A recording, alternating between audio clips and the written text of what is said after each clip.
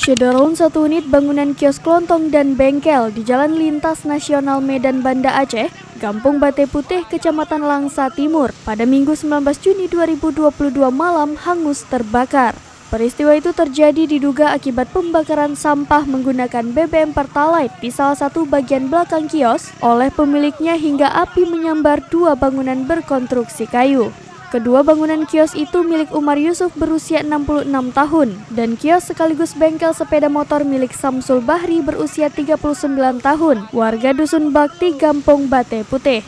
Kalak BPBD Kota Langsa, Nursal Saputra menyebutkan, kebakaran terjadi pukul 22.30 waktu Indonesia Barat yang menyebabkan seorang warga bernama Muhammad Suri 31 tahun mengalami luka bakar hingga harus dilarikan ke rumah sakit. Begitu juga pemilik warung kelontong Umar Yusuf mengalami luka ringan.